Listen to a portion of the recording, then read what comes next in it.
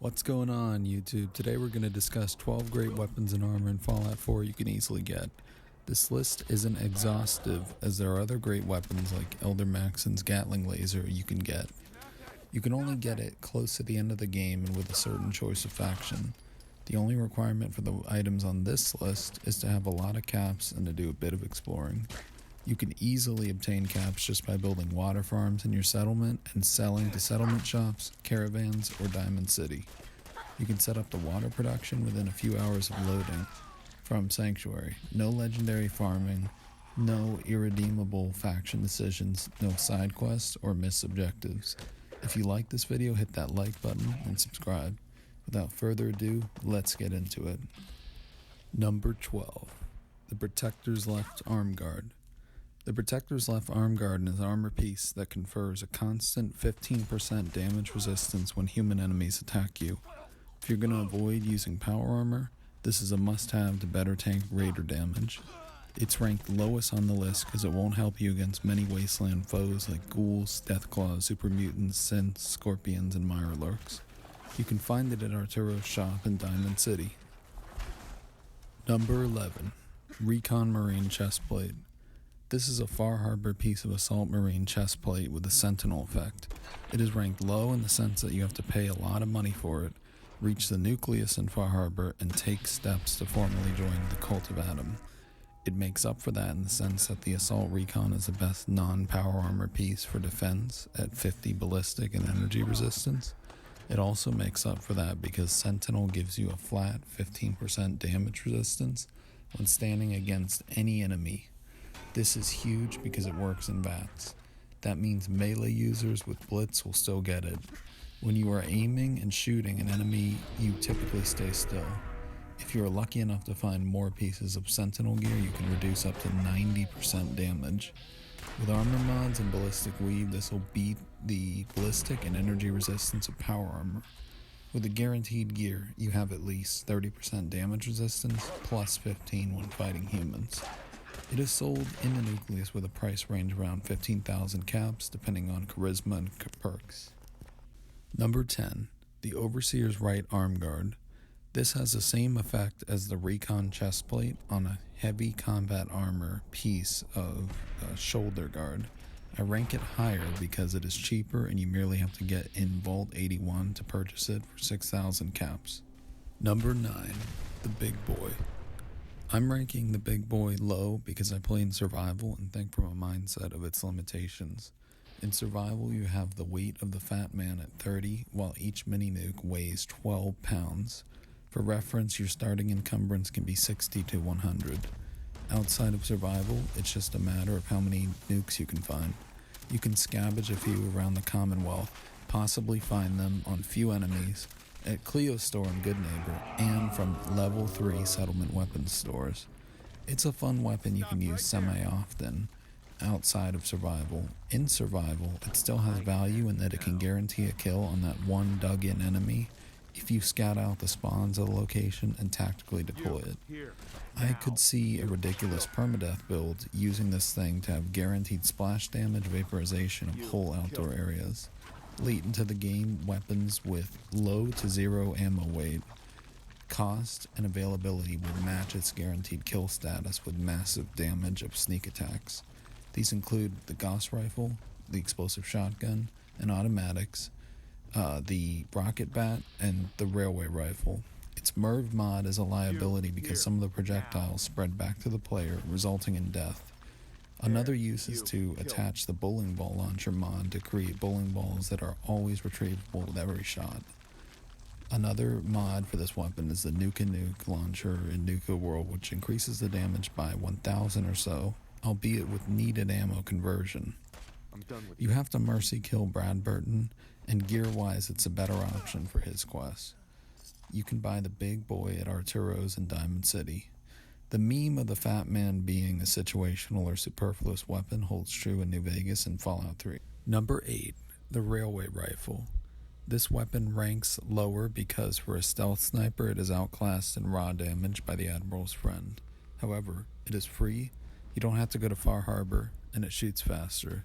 It is god tier when starting survival mode or a normal playthrough with no money. It does more damage than any other weapon you will find at that time, beating hunting rifles, pipe weapons, shotguns, pistols, and laser weapons. You can find it at Big John's Salvage if you use a switch to power a bunker door. Beware the mutants there. Its ammo can be bought in Diamond City somewhat. The Railroad faction is more likely to help you here. It's rather supply line indifferent towards ammo consumption. You shoot a man, you pick a spike out of his chest, and you just put it back in the receiver and let the pneumatics do the magic. It's like the sisterhood of the traveling spikes. So when raiders run a train on you, keep them on track. Number 7, the Overseer's Guardian. Many laud this as an all-around weapon, and I have found it to be good as far as absolutely exceeding a normal combat rifle. The way two-shot works, proportionally you get more of a damage increase if the receiver mod is lower damage dealing relative to what the base damage of a weapon would be with a standard receiver. Proportionally, it's a less increase with higher damage, say if you had a 308 receiver versus the 38 receiver. This means it could be a nice rifle for picking off garden variety ghouls and lower level foes with the 38 receiver. 38 is so common, it's the second currency in the Commonwealth. Automatic receivers can also get a proportionate boost, but two-shot increases speed and recoil. Still, you can give it the 308 receiver and just stealth snipe at a semi-automatic pace. Typically, this will be better than most things you find in the early and mid-game, unless you're looking for them or farming. You can buy it in Vault 81. Number 6, the Old Faithful. Old Faithful is a really good sniper to pop off engagements from stealth and at a distance for a survival player who has outgrown some of the quirks of the railway rifle. It can be quite effective, as with upgraded barrels it will exceed the railway rifle due to its instigator effect. Both of these weapons exceed the Admiral's Friend in effective accuracy and range. The shots instantly connect, and despite not being retrievable fusion cells, are more common than railway spikes. You can buy this from Arturo in Diamond City. Number 5, the Harvester. The Harvester is a melee weapon par excellence since it rapidly attacks and each attack has the chance to stagger an enemy. This can stun lock the enemy. It is not perfect as mutants and deathclaws often break through. It is easy to activate on enemies compared to slow swinging weapons, but enemies can still parry you. You can find it in a steamer trunk at Echo Lake Lumber. Number 4, the Baseball Bat. The humble and lovable baseball bat does a glow up, and with high blacksmith ranks and Snooker World mods can bring it to 500 damage provided you have points in melee. This amounts to an easy potential 5,000 damage during sneak attacks. What's more, if you have rad powered armor, you boost your strength massively. It can go from 10 to 42, multiplying damage by 4. The catch is walking around with low health. There are legendaries that are guaranteed, but in the spirit of easy to find items, I'm omitting them. I include this instead of the sledgehammer because the damage is similar, but the sledgehammer weighs 50 pounds. Number 3, the Atom Cat's Power Armor. This is the greatest armor relative to the effort and cost. 13 minutes of walking from Sanctuary and ripping off a frame from the Atom Cats gives you an easy 1100 ballistic and energy resistance. It's a complete package, unlike the non-power armor suggestions lower on the list.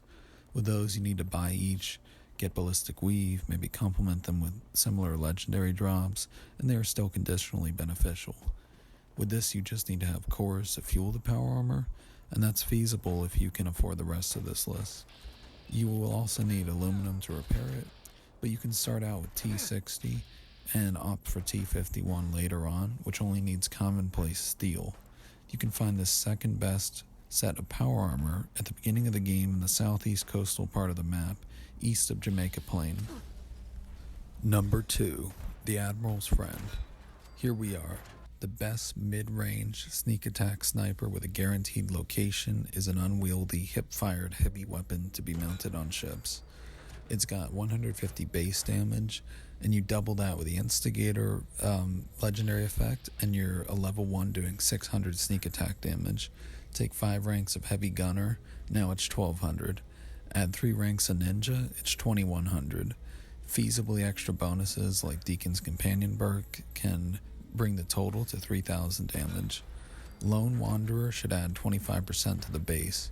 With my perked out high level character, I was doing around 4,000 damage.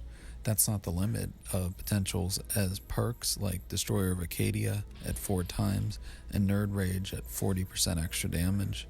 Consumables like Calmax at 2 times sneak attack damage and Psycho at 25 will boost the damage into the tens of thousands. With health regeneration and survival diseases, you can periodically proc these low health perks when having high radiation, which would pair well with the aforementioned baseball bat rad powered strategy. Right now, it's irrelevant because it's pure chance if you find rad powered on legendary foes. You might as well farm legendary weapons if you will use rad powered. It's still helpful to know in case you do find them though. You can buy this weapon from Alan Lee in Far Harbor. It has retrievable ammo like the railway rifle. Now before I reveal to you the number 1 best guaranteed item you can get in Fallout 4, I'm going to list to you some honorable mentions. The Ballistic Weave is a staple of all non-power armor users. I only omit it from this list because you have to join the railroad and do some side quests to get it. It'll make you go from sudden death mode in survival to I need to be sneaking and be tactical, but I can sweat a few bullets. It's light, it's better than your heavy plate armor. There's no reason not to have it. Another honorable mention is the Deliverer. The Deliverer requires you to join the railroad and do their first quest. With the Gun Fu perk, its VATS cost is so small that it can fire 17 shots in VATS and sweep rooms with a sneak attack and critical damage. I do believe it has its limits on meta level super mutant warlords and mythic deathclaws. If you expect it to be your golden ticket and you think you're 007, you're going to be 000. And now, the number 1 guaranteed weapon that's easy to get in Fallout 4, the Spray and Pray. At higher levels, a combination of demolition perks being maxed and commando are a staple for damage when you're not a Gauss Rifle battle sniper or a sneak ninja. The explosive minigun is the most powerful weapon in the game for DPS style gameplay, but it is up to a random number generator if you get it. This has a good magazine size, the Spray and Pray, and decent mid-range accuracy. I had a damage of 93 per shot with 116 fire rate. It's forgiving if you miss since it's going to spray bullets anyway, unlike a Gauss rifle. However, hold the trigger too much and you'll waste ammo on a corpse. For typical foes in the late game, it'll peep out a single shot and combat is over. In my video, the only reason it might take long spraying into enemies is that they are level 519 and so have 5,000 health. This is the maximized mid-range automatic weapon. I've gotten a lot of great weapons in the past, but they take a lot of exploring, revisiting legendary spawns, clearing out loot tables of prefixes, and even farming with bloatflies. I hope you guys like this list. It's a short, no-nonsense guide to quickly get great gear in Fallout 4. Thanks for watching. Have a good day.